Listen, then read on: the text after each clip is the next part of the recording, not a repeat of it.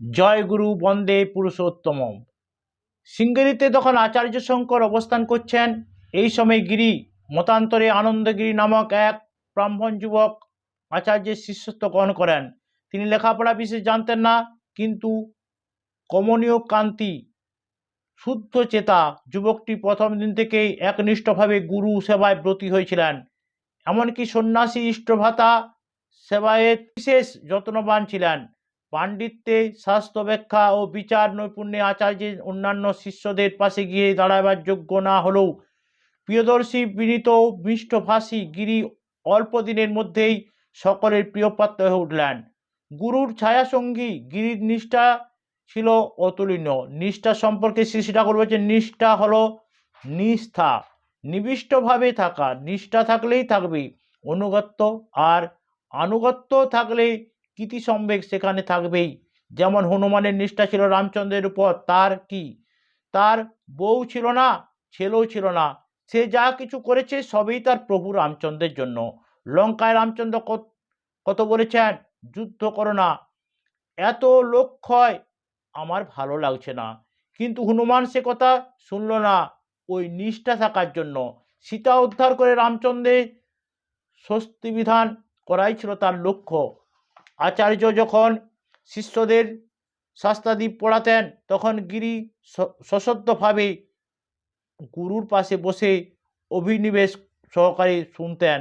কিছু না বুঝলেও গুরুর অঙ্গ সঞ্চালনা, মুখভঙ্গি তার ভালো লাগতো। একদিন গিরি নিকটস্থ নদীতে গুরুদেবের কাপড় কাচছিলেন। এদিকে আচার্যের আপ্যায়নার সময় উপস্থিত শিষ্যগণ সমাগত। আচার্য বললেন, একটু অপেক্ষা করো, গিরি এখন এসে পড়বে। সুকঠিন বস্ত্র ব্যাখ্যার স্বল্প শিক্ষিত গিরির কি প্রয়োজন বুঝতে না পেরে পদ্মপাদ জিজ্ঞাসাই করে ফেললেন, গিরি কি আপনার শাস্ত্র ব্যাখ্যা বুঝতে পারে? আচার্য বললেন, গিরি বুঝতে পারে না সত্য, কিন্তু সে অতি অভিনিবেশ এবং শ্রদ্ধা সহকারে শোনে সব কিছু। এই গিরি নদীতে গুরুদেবের কাপড় কাচতে কাচতে অনুভব করেছে যে গুরু যে প্রসন্ন দৃষ্টিতে তার দিকে চেয়ে তাকে আশীর্বাদ করেছেন। অন্তর তার দিব্যলোকে উদ্ভাসিত হয়ে উঠল। মনে হলো যেন তিনি সর্ববিদ্যায় অধিকারী হয়েছেন। অভিভূত হয়ে উঠলেন গিরি। বস্ত্র ধৌত করে আসার সময় তার মনে হলো সেই সব চিন্তা ছন্দবদ্ধ হয়ে কবিতা আকারে অভিব্যক্ত হচ্ছে। আবিষ্টের মতো অনর্গল শ্লোক উদ্গীরণ হতে থাকলো তার কণ্ঠ থেকে। সেই শোকরাশি দ্বারাই চরণ বন্দনা করলেন গুরুদেবের। এ যেন স্বরবিদ্ধ ক্রঞ্চের মৃত্যুকে কুঞ্চির বিলাপ শুনে আদি কবির মর্মধ্বনি বেজে উঠল অদ্ভুত ছন্দবদ্ধ শোকে। যাই হোক, নিরক্ষর গিরির মুখে গভীর তত্ত্বপূর্ণ বিশুদ্ধ শ্লোক শ্রবণ করতে সমবেত শিষ্যমণ্ডলী বিস্মিত হলেন। আচার্য শঙ্কর গিরিকে সস্নেহে কাছে বসিয়ে আশীষ প্রদান করলেন। পরে এক শুভ দিন গিরিকে সন্ন্যাস মন্ত্রে দীক্ষিত করে শঙ্করাচার্য গিরি নবনামকরণ করলেন তোটকাচার্য। প্রকৃত সন্ন্যাসী উপহার পেল বিশ্ব। সংজ্ঞায় বলেন ঠাকুর, সব প্রবৃত্তির অর্থ থেকে ইষ্ট কার্য লয়ে সেই সন্ন্যাসী, সেই তো যোগী, কার নত যার ভয়ে। ইষ্ট কার্য মনে ইষ্ট নির্দেশ বা ইষ্ট নির্দেশ পালন, অথবা ইষ্ট পিত্তহে কর্ম। আর প্রিয় পরমের স্বার্থই যার প্রীতির একমাত্র অবলম্বন। আপন ক্ষুদ্র প্রবৃত্তি যার তুচ্ছ, সেই তো প্রেমী। প্রেমিক কারে কয় শুনবি ওরে? শোন রে প্রেমী সেই, নিজের স্বার্থ উজাড় করে শ্রেষ্ঠ স্বার্থী যেই। এমন এক প্রেমী ও তার সিদ্ধিলাভের ঘটনা দয়াল নিজ মুখে ব্যক্ত করলেন। এক শীতের সকালে আচার্য ধম্ম তার শিষ্য আরুণীকে পাঠালেন ক্ষেতের আল বাঁধবার জন্য। আরুণী যখন কোনো মতেই আল বাঁধতে পারল না, তখন নিজেই আলের মধ্যে শুয়ে পড়ল, জল ঠেকালো। দিনান্তে আচার্য ও আরুণীকে দেখতে না পেয়ে শিষ্যগণ সহ বেরিয়ে পড়লেন আরুণীর খোঁজে। ক্ষেতের কাছে গিয়ে ডাকতে লাগলেন, আরুণী ও আরুণী। আরুণী আলের পাশে শুয়ে থেকে উত্তর দেয়, প্রভু এই যে আমি ধম্য, তাকে উঠে আসতে বলেন। অরুণী তখন সব কথা খুলে বলল। গুরু প্রীত হয়ে আশীর্বাদ করেন, আমি খুব খুশি হয়েছি। সর্বশাস্ত্র তোমার অধিগত হবে। শিষ্য উপাধ্যায় প্রণাম করে বিদায় নেয়। এর মানে হলো গুরুতে যার মন একাগ্র, গুরুর স্বার্থের জন্য যে সব রকম কষ্ট স্বীকার অভ্যস্ত, তার প্রবৃত্তি বিক্ষোভ স্বতই প্রশমিত হয়ে আসে। এমনতর একনিষ্ঠ তপস্যা যার, আত্মনিয়ন্ত্রণ ও আত্মপরিচিত ক্রমশই পূর্ণতা লাভ করতে থাকে, যে নিজেকে অধিগত করতে পারে, সেই দাঁড়ায় ফেলে বিশ্বের যা কিছুই অধিগত করতে পারে। উপমন্যু এই ব্যাপার আল থেকে উঠে এসে নিজেকে প্রকাশ করেছিলেন বলে তার নাম হলো উদ্দালক। বৈদিক ঋষি উদ্দালকের শিষ্যের মধ্যে উল্লেখযোগ্য ছিলেন। উদ্দাল পুত্র শ্বেতকেতু ছিলেন প্রণম্য ঋষিবর।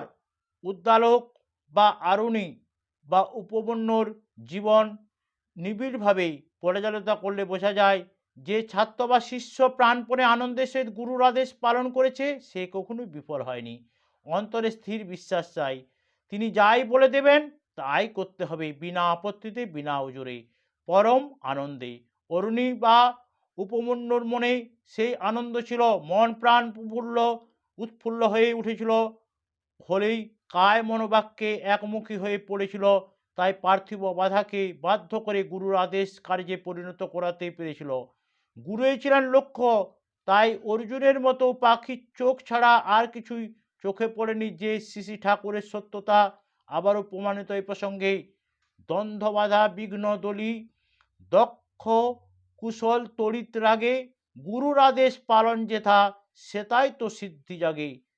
অর্থাৎ দেখা গেল, মায়ের আদর না পেলে যেমন মাতৃস্নেহ অনুভব করা যায় না, তেমনি প্রেমী গুরুর সঙ্গ সান্নিধ্য সেবা সাহচর্য না করলে হৃদয়ে প্রেমের উদয় হয় না।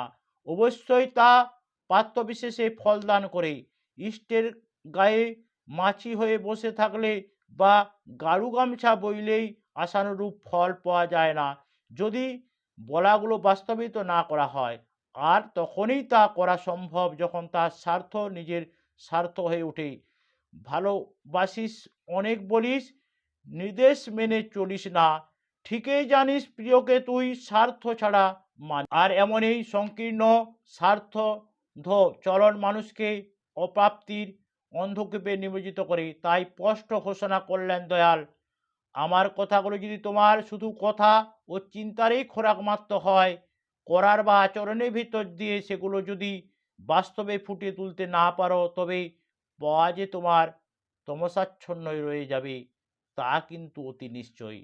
বাস্তব কর্মে ফুটিয়ে তুলতে পেরেছিলেন বলে হনুমানের মধ্যে যেমন প্রেমিক সত্তার উদয় হয়েছিল, যে মা সীতার দেওয়া মুক্তোর মালাও তুচ্ছ মনে হয়েছিল তার কাছে। এই প্রসঙ্গে শ্রদ্ধেয় বঙ্কিম রায়দা সঙ্গে শ্রী ঠাকুরের কথোপকথনকে ধ্বংস বলা হলো। কথা প্রসঙ্গে বললেন, শ্রী ঠাকুর সীতা হনুমানকে মুক্তোর মালা দিয়েছিলেন, হনুমান তাই নিয়ে ছিঁড়তে লাগলো, না কি দাঁত দিয়ে বুঝি একটা একটা করে কাটতে লাগলো।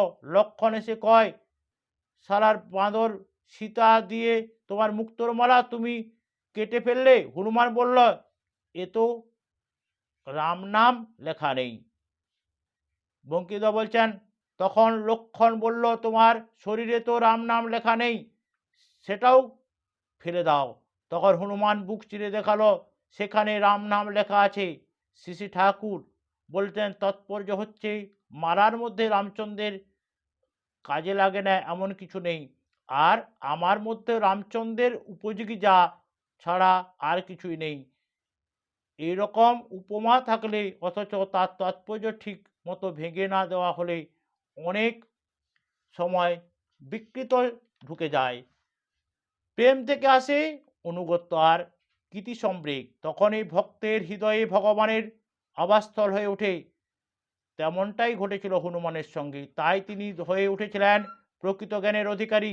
সেই জন্য শ্রী হনুমানকে আমরা বলি জ্ঞানগুণ সাগর, বীর্যবত্তা সমৃদ্ধ, উর্জীয় ঘোষণা প্রকৃত ভক্তের পক্ষেই সম্ভব।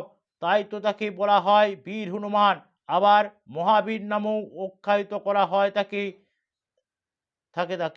মহাত্মা কবির প্রকৃত অর্থেই বলেছেন, কামী ক্রোধী লালচি ইনসে ভক্তি না হোক, ভক্তি করে কঙ্গ সুরমা, জাতি বর্ণ সব ঘোয়া।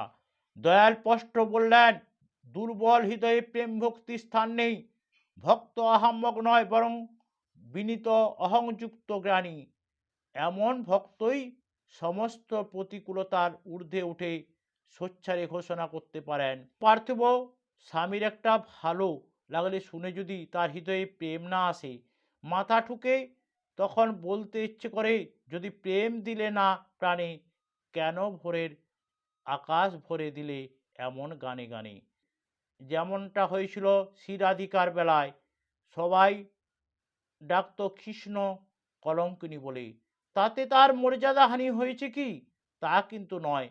তা নয়, বরং তিনি যথাসর্বস্ব ভগবান শ্রীকৃষ্ণের নিবেদন করে হৃদয় হয়ে বলে ওঠেন, আমি তোমার প্রেমে হব সবার কলঙ্কভাগী। আমি সকল দাগের হব দাগী, কলঙ্কভাগী আমি সূচি। আসন টেনে টেনে বেরাবো না বিধান মেনে। লোকায়িত বিধানে তিনি আবদ্ধ থাকেন না। যখন শ্যামের বাঁশি বাজে, বাঁশি কি শুধু রাধা বলেই ডাকে? ভরা কলসি উপুড় করে যমুনার জল ভরার ওসিলায় ছুটে যেতে প্রিয় সন্দর্শনে সমাজ সংসার ভালো মন্দ সেখানে বিচার্য নয়। দয়াল তাই বললেন, ভালো মন্দ বিচার করে বিধ্বস্ত হওয়ার চেয়ে সতে আকৃষ্ট হও, নির্বিঘ্নে সফল হবে নিশ্চয়ই।